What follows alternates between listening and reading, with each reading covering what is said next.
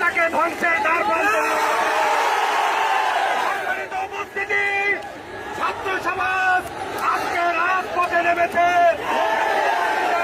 ক্ষমতার মসনদ তছনছ করে দেওয়ার জন্য।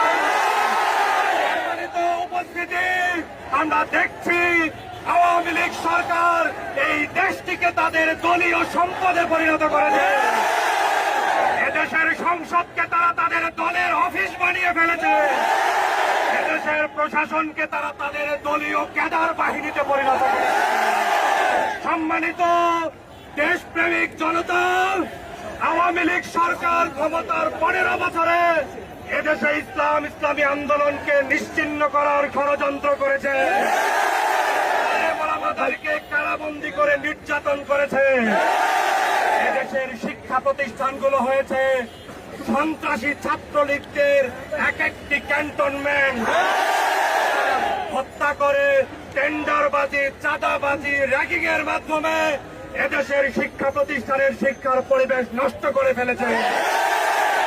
উপস্থিতি, আমরা সমৃদ্ধ বাংলাদেশ গড়ার স্বপ্ন দেখি।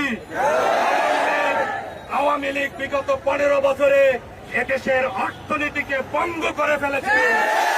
আওয়ামী লীগের নেতারা এদেশের অর্থ লুট করে, রিজার্ভ খালি করে, কোষাগার, রাষ্ট্রীয় কোষাগার খালি করে এদেশের সম্পদের পাহাড় করে তুলেছে। প্রত্যেক দুর্নীতিবাজের বিচার বাংলার মাটিতে হবে।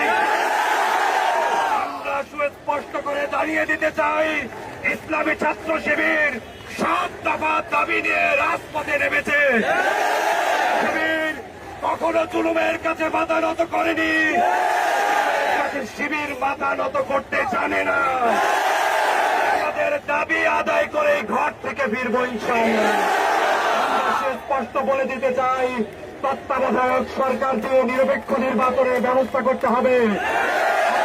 সরকারকে অবশ্যই পদত্যাগ করতে হবে। শিবিরের অফিস সমূহ খুলে দিতে হবে। সন্ত্রাস মুক্ত নিরাপদ ক্যাম্পাসে সকল দলের সহাবস্থান নিশ্চিত করতে হবে।